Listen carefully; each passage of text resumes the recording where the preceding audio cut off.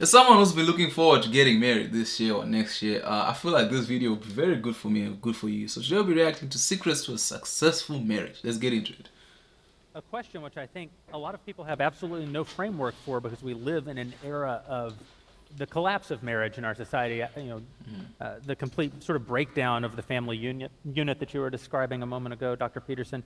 And so Andrea asks, what is the secret to a healthy and happy marriage? I think it's actually a very well composed question. A healthy and happy marriage. Drew, let's start with you. Yeah, I got 42 years, and my wife, yeah, got. We clap to that. We clap to that. And it's possible she's here tonight if she hasn't gotten up and gone home. But I used to answer that it was simple politeness, treating each other with kindness. But then I realized what I was really saying is that it's gratitude. It is gratitude for the invisible things that your spouse does for you every single day and does for you simply by existing, and including her and including him in your own achievements and in your own ego. My wife is as much a part of my ego as I am. Her pain is my pain. Her joy is my joy. I hope she feels that way about me. And I think that takes time to establish. And kindness and gratitude are the way to take that time until you're so much one entity that you just feel with each other and care so much for each other that you're there for one another when you need them. Can we go around this way? Because I don't want to have to go after Jordan Peterson. Okay, good. I'll allow it. I think that's Yo, that's a valid way of doing it, because Jordan Peterson, when he answers this question, it's just gonna be some philosophical and or straight to the point thing. all right. I think. Actually, to be honest, I was going to say gratitude, so I actually have nothing to say now.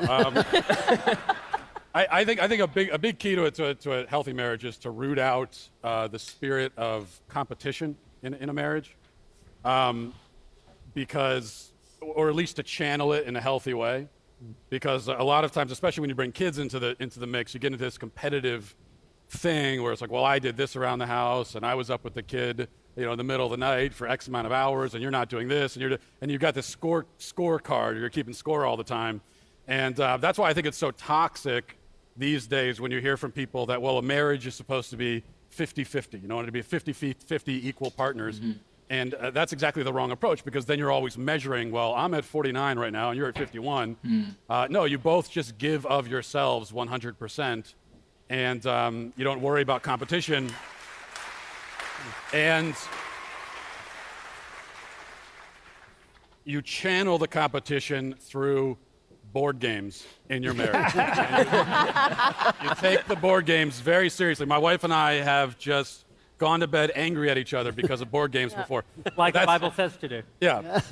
That's okay, as long as it's for board games. Yeah. Yeah, well, we banned board games in my house when my husband and I decided to play Scrabble, and we realized he had English spelling of words. So obviously honor is not spelled with a U. We're in America. This is Maybe America. It is. This is America. This is America. Just saying that for the record. But I'm going to kind of say my last answer again and restate that the symbiotic nature of the masculinity and the femininity. I'm not trying to be my husband. My husband is not trying to be me. And especially when you have children, you realize how children really grow when they have both. The things that my husband is concerned with when it comes to our child are things that I don't even think twice of. He needs that maternity and that paternity. And it's just been beautiful to see how right the Bible is on absolutely everything. I think that's factual. As someone who has been in a relationship for a while, I've started to understand the difference in dynamics that I feel come to a relationship. I try to be as open-minded as I can be, but the one thing that I've started to understand is there are certain roles in a relationship where one has to be the man and one has to be the woman. And whilst that may come across as, hey, this is backwards, what I feel is those roles need to be respected, especially if you're trying to build off a traditional marriage, a traditional thing. Because things like marriage are things that are traditional, that were built on certain foundations.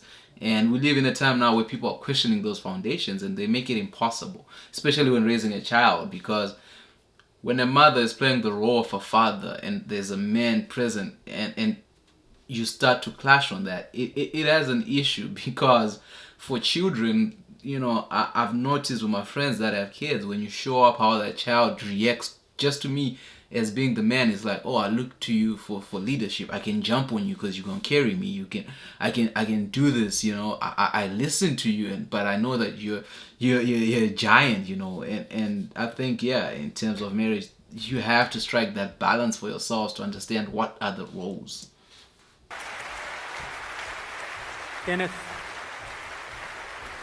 you have a unique perspective on this because you say that divorce is a mitzvah.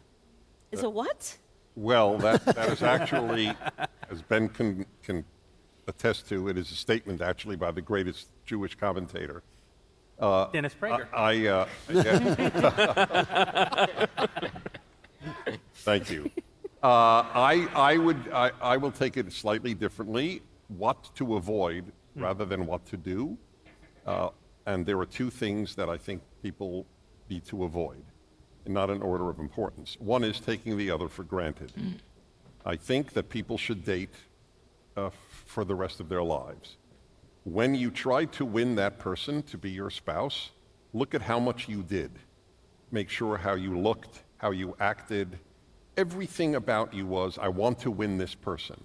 Then you win that person, and then within a year or 10 years or 20 years, it all goes to hell. I stop trying to win this person. My favorite English verb is earn. It's one of the only languages in the world that has the word earn. In all Latin languages, you say, I win an income. In America, in English, you say, I earn. The other one is my happiness thesis, that you are not allowed to inflict your bad mood on others any more than you can inflict your bad breath on others. You are obligated to wash away your bad mood just as you wash away your bad breath. Yeah, that's facts. I feel like I agree with this. In my previous relationship, one of the challenges we had was always bad moods because, like we're living in 2022, inflation and everything. It affects you. It affects your mood and how you approach the relationship and how you show up. And it's like that you can see how much it affects the other person because you're like, hey, I'm happy. And this person just comes in with this terrible attitude which just drags you down. And you get to a point where you're like, I don't really know if I want to be around you because I feel like you are a problem, But the other thing is, you want to earn the person that you're with, I feel like if you keep that as a part of it, as love should be able to move past that. Because when you're trying to earn a person, you're like, I gotta get this car, I gotta get my body right, I have to have this right attitude. So it's got some facts it.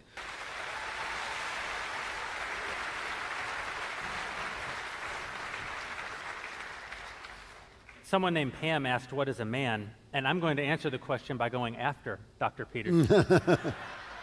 Well, I actually don't think it's a good question. Whoa. And I'll tell you why. I mean, I think happy is a pretty low goal. I mean, first of all, there's going to be lots of times in your marriage where you are seriously not happy. And sometimes that's going to be because you're having conflict with your partner, but sometimes it's going to be because all hell's broken loose around you. And then if you judge the success of your marriage on your happiness, then the same thing happens if you judge your success in life on the basis of your happiness. What do you have when it's nothing but suffering? And that's going to be plenty of your life. And so the whole orientation of that question in that sense is wrong. What you want to have in your marriage is, I would say, first and foremost, like a scrupulous honesty. And I don't just mean that you tell each other the truth, because you can be brutal with the truth. I mean the kind of honesty that's devoted towards thriving in love, And you want to act nobly in your relationship. You want to be reliable and productive and generous and then if you're lucky, now and then, you might be happy. And you might have a clear enough conscience so that in those rare moments where you are truly happy, you can also enjoy it without guilt. And so you aim at something a lot higher than happiness, and then you welcome it if it deigns to land on you for brief moments of time. So. You know, I feel like when Jordan Peterson speaks, we all just go, yeah, mm-hmm.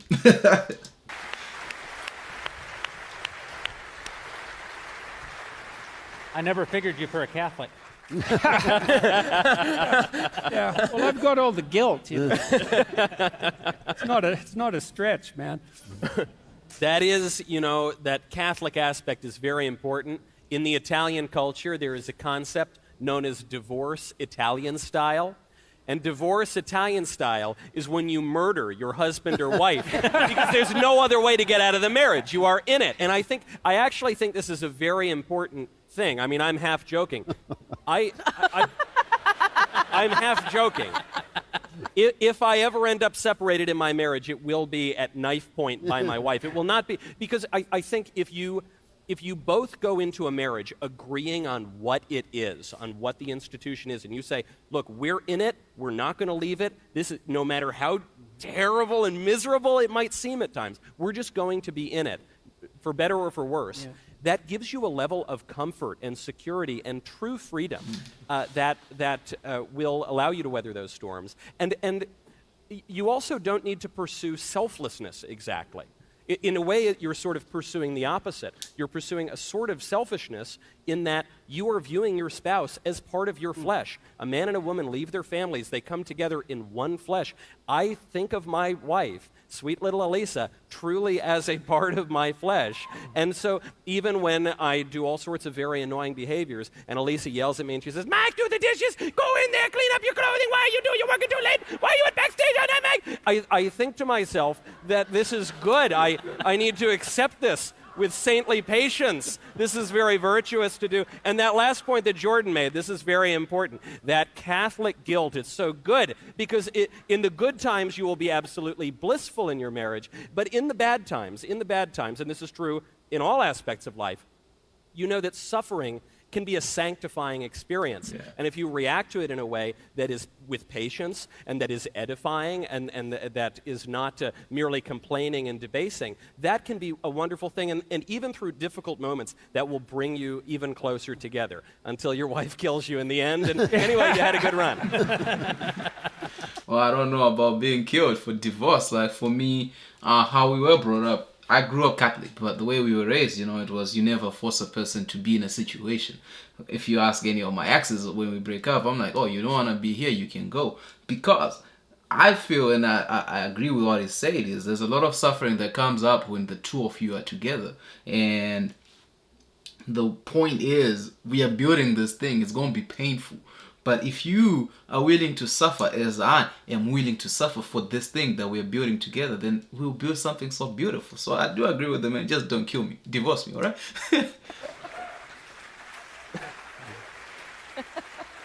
So, like Michael, if my marriage ends, it will be because my wife murders me, both because she is a doctor and can get away with it, and and also because the life insurance money is just extraordinary. But, you know, to take, I think, something that hasn't been taken, it's hard to be the last person except for Jeremy, and who cares what Jeremy has to say? So one thing that I think people tend to fall prey to is that men tend to think that the things that their wife wants are the things that they would want, and women tend to think that the things their husband wants are the things that they would want. And failing to recognize that men and women are wildly different and have very different priorities leads to some pretty bad things. I have so many stories that are like, I mean, the purest example of this that I can think of is one time my wife came to me and she had some sort of problem. And I did what men do. I said, okay, so here's a bunch of solutions. And men, right. Oh. Yeah, I see that, Candace, so that's correct. Is it really a bad idea? Because men are solution-oriented, right? If they hear a problem, men like to fix things. They like machines, they like to fix things. And so my wife presented me with the problem, and I said the natural, normal, logical thing that men do. And I said, here's a solution, and she got mad. And I realized at that point that what she didn't want was a solution. What she wanted was for me to hear her. Yes. To hear her. Yes, the comfort. The emotion. Even I. And So at that point, we set up a rule in my home. And the rule goes like this. When my wife comes to me with a problem, I say to her, is this a solutions problem or is this a conversation where you want me to hear you? And my wife has been kind enough, knowing my shortcomings, to actually abide by this rule and to answer the question straight, that she doesn't actually want the problem solved. One other example of this sort of disconnect, because I think the truth is that I think that what women actually want, to speak for women as I'm an expert. I mean, I could be one. I mean, it could be anything. What women predominantly want is to be heard and protected by the man that they are with. They want to be heard, and they want to be understood, and they want to be protected by the man that they are with. And because that is the best characteristic about the husband and father. And what men want is respect, food, and sex. Those are the things that men want. It isn't that difficult. We're real simple. So all you ladies are like, man's a mystery. He's not a mystery. I promise you, you provide him all three of these things, and he will be a happy camper. My wife came to me at one point, and she said to me, she's on the phone with a person who shall remain nameless, a female friend of hers who shall remain nameless. And this woman, her husband, she'd been working a lot, and her husband had been working a lot, and she was in the middle of a very difficult work project, with a bunch of kids at home, and her husband would come home, and he'd be taking care of the kids. And he was getting grumpier and grumpier about this, as men are apt to do. And she was talking with my wife on the phone, and she said, what should I do? And my wife said, you should buy him some flowers, get him a card, tell him how much what he's doing means to you. And I motioned desperately, you need to, it was on speakerphone, which it shouldn't have been. And I motioned desperately to mute the phone. And she muted the phone, and I said, no, you need to bleep him. And I said to my wife, you're thinking like a woman would think, right? Because if you want to feel appreciated, you don't want that. What you want me to do is buy you some flowers and write you a card and talk about how wonderful you are and how grateful I am. And my wife, being a woman of good sense and practicality, nodded firmly, took off the mute, and said, go home and sleep with your husband. And it was good for the marriage, as it turns out. I think that's facts, man. Like, you notice that when you're in a relationship, how much we want separate things. And the number one challenge that I've always seen in relationships is when women are mad at you, they take away sex and they use sex as a weapon. And the thing that ends up happening a lot of times is people get frustrated. They start seeking what they need from other people. So, like he said, women want to be heard and protected. If your wife or your girlfriend doesn't feel heard, they start looking for another person. That's where they always have that guy friend that listens to them. And they start doing that. And then for the protection, be it financial protection, usually is why you end up being there. If you ever feel like you're in a friend zone, it's like you offer a certain level of protection, or you hear her, but you're not giving her both, right? And I don't speak for ladies. I'm not Ben Shapiro. And ladies can communicate in the comment section what they feel about these points, but I feel that's what ends up happening. So yeah, I agree with him too.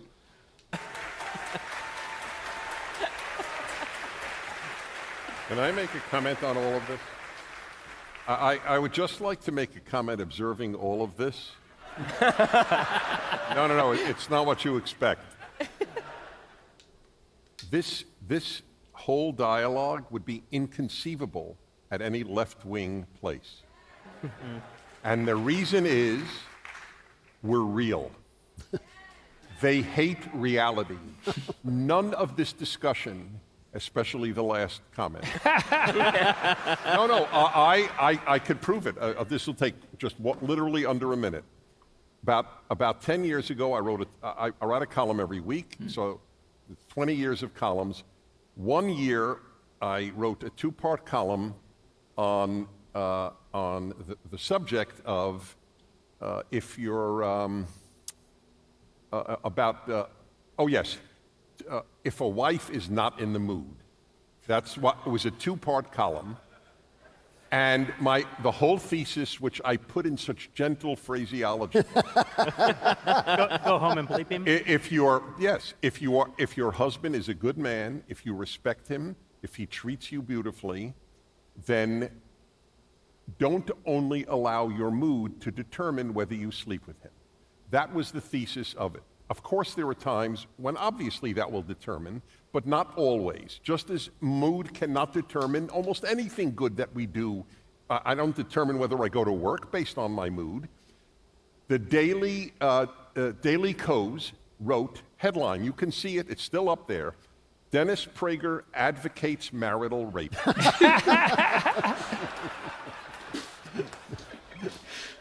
They hate reality. So one of the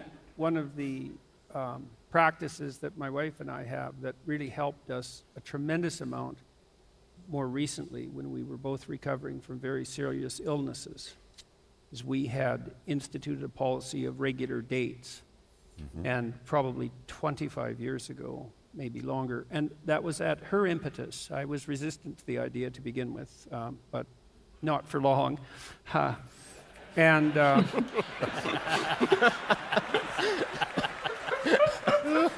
yeah. Happy wife, happy life, my man. So to follow up on your comment, it's like, put in some bloody effort and get in the mood. Both of you, right? Both of you. Yeah. Because it's not, when you're exhausted with kids, when you've worked all day, and you're kind of up to here and you're tired, it's easy to drop the intimate part of your marriage to number 11 on a list of 10 priorities.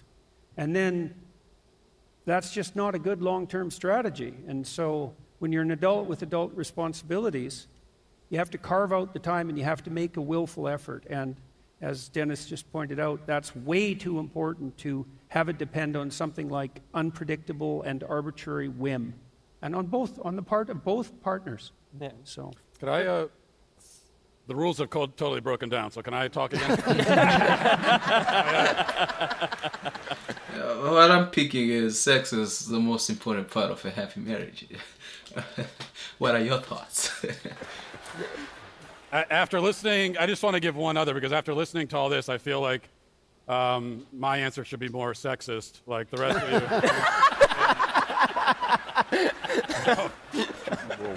So there's one other thing I think is really important, and this is advice to men in particular in marriage, and that is to stop bitching. Okay. Yeah. Now, the same advice could go to women, but there's no point. Like, no, why? But I think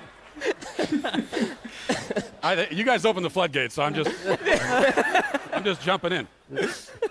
I think we've lost the sense of stoicism in men completely in marriages, and so now, because we encourage men to, be very open about your emotions, and what that ends up happening is that you just like dump all of this stuff onto your wife all the time, everything that you're worrying about, everything you're thinking about, and the idea that a man would just shoulder something in silence is it's considered, offensive. No, you have to be open about your feelings.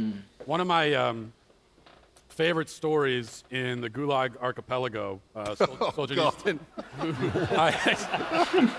A sentence that has never before been uttered. One of my favorite stories. little anecdote. By the way, this is a story that I told my brother the day before his wedding. I was his best man. So that's true. There's a man who's at a Soviet labor camp, and he's sentenced to die. And why are you guys laughing? Trying to tell a serious story. He's sentenced to be shot to death, but he wants to see his wife. I can't tell the story. I can't tell it. It's impossible. The point I'm trying to make is he's sentenced to die, but he wants to see his wife one last time, and so. The prison guards tell him that, we can send your wife to come see you, but the deal is you can't tell her what's about to happen to you, because if you tell her that, then maybe she ends up getting shot too. So he spends 3 days with his wife, just walking around this prison camp, and never tells her what's about to happen to him. He just spends time with her and shoulders this burden entirely on his own. And then as soon as she is sailing away on the ship, he's, undressing to go before the firing line. You compare that to today, when a man comes home like in tears, "What's wrong? I stubbed my toe," and it's just there's quite a contrast there, I think. I agree that you need honesty in your marriage. Absolutely, you need honesty in all of your relationships, including your relationship with yourself, which is where most of the real lies happen in the world. But I think that, kind of to your point, Matt, I think that there's a difference between honesty as a general statement and honesty in the specifics.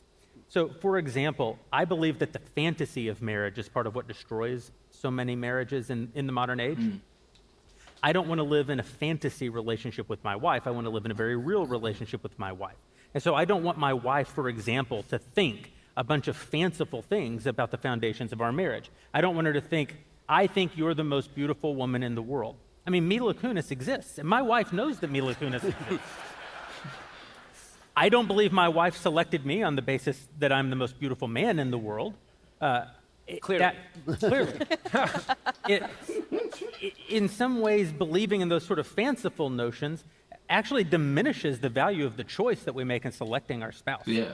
And so I want my wife to know very, very truthfully what a man is, distinct from what a woman is, what the burdens of a man are, very distinct from what the burdens of a woman are. I don't want her to live in an illusion, and I don't want to live in an illusion. But I don't tell her every time that I think a waitress is hot. That's a very specific piece of information that is my burden to carry. I don't want her. Facts, man. I struggle a lot with these modern women where you have to be like, yeah, this is what's on my brain. It's like, what are you thinking about? It's like, nah, I'll tell you what I have to tell you, and you have to believe in that.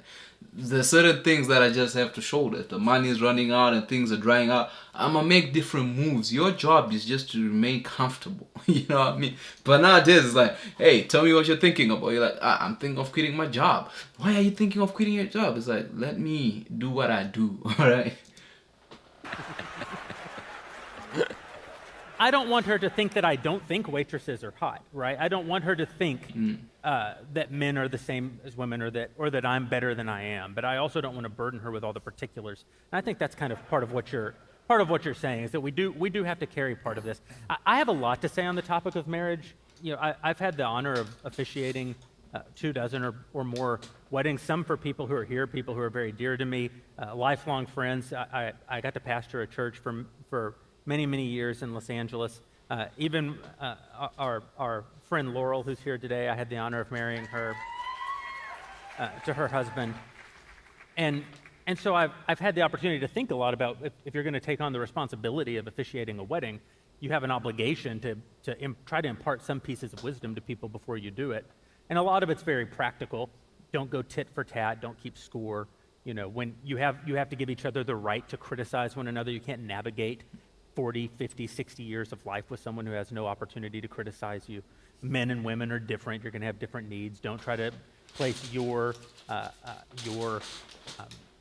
reactions to something on them as though they mean what it would mean if you did the very same thing. I mean, these are very practical and I think very important, but there's a very spiritual component to it as well. And obviously the Bible has a great deal to say about it, but you can live in Ephesians for a long time talking about marriage, but there's a different idea that I'd like to leave the conversation with, which is that at the end of the day, and this is less directly stated in the Bible, but indirectly many, many times stated in the Bible, you have no real power over any other human being. Facts.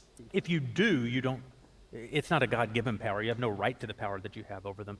You certainly can't change anyone for the better through coercion. You can't make someone what you want them to be. And yet there is a paradox which says, in any meaningful relationship, if you work on fulfilling your role to the best of your ability and beyond, if you work on bettering yourself, if you work on putting into a relationship all that you can, it's not a recipe that says, if you do this, it will change them.